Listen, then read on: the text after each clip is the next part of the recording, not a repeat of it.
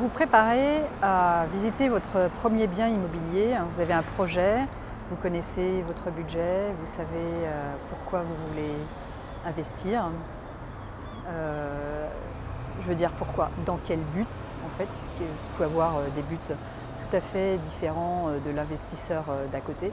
Chacun peut avoir un but différent, comme par exemple investir pour avoir une retraite assurée plus tard, investir pour pouvoir loger peut-être son enfant, investir pour avoir une forte rentabilité tout de suite.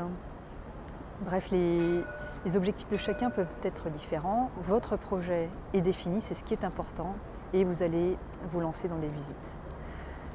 Alors les visites, c'est vraiment un moment important, et même si il est fort probable que vous ayez peu de succès, c'est-à-dire que les premières visites ne seront pas forcément celles des biens que vous allez au final acheter. Et bien même ces premières visites-là, elles sont absolument importantes, elles ont une grande valeur et vous devez les préparer et consacrer le temps qu'il faut pour faire en sorte d'engranger cette valeur. Alors quelle valeur vois-je dans ces visites qui n'auront peut-être pas de succès d'achat au final? Eh bien déjà, vous allez peaufiner votre projet et en discutant avec l'agent immobilier ou la personne qui vous fait visiter, vous allez pouvoir lui expliquer en détail votre projet, le faire parler sur le bien, sur le quartier, sur les locataires potentiels, sur un très grand nombre de choses qui vont vous transformer rapidement en expert du sujet. Voilà, au début vous êtes débutant, c'est votre première visite, vous découvrez et les questions qui peuvent même être considérées par vous-même comme des questions bêtes ne sont pas bêtes. Au contraire, elles vous permettent d'apprendre. Voilà, donc apprenez, posez des questions, faites parler votre interlocuteur et vous allez en tirer énormément d'informations et ça va vous permettre ensuite d'être plus efficace par la suite.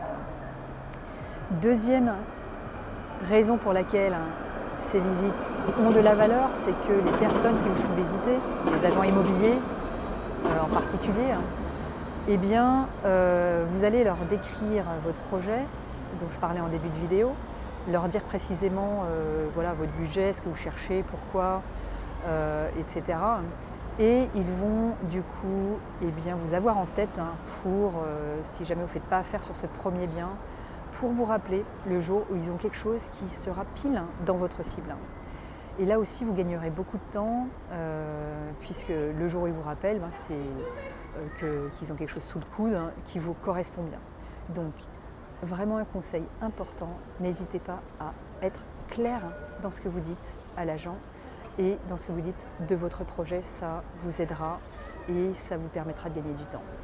Voilà, donc deux sujets, devenez expert de votre recherche en posant un maximum de questions au moment des visites et deuxièmement, faites de l'agent immobilier votre allié pour être plus efficace par la suite et qu'il vous rappelle avec un projet clé en main. Bien, pour conclure, quelle était ma conclusion? L'agent immobilier est votre partenaire. Eh bien oui, vous le rencontrez lors d'une visite, n'hésitez pas à le rappeler le lendemain pour le débriefer, lui dire ce qui vous a convenu, pas convenu dans l'appartement ou le bien que vous avez visité. Il vous en saura gré, puisque tout le monde ne le fait pas et du coup lui il apprend également et il sera plus pertinent à présenter le bien plus tard. Et puis rappelez-le à nouveau 2 semaines plus tard pour lui rappeler quel est votre projet, lui demander s'il a peut-être un nouveau bien qui serait rentré entre-temps et simplement lui rappeler que vous comptez sur lui pour avancer dans votre projet. Voilà, je vous souhaite une bonne continuation et beaucoup de résultats dans vos recherches. Au revoir.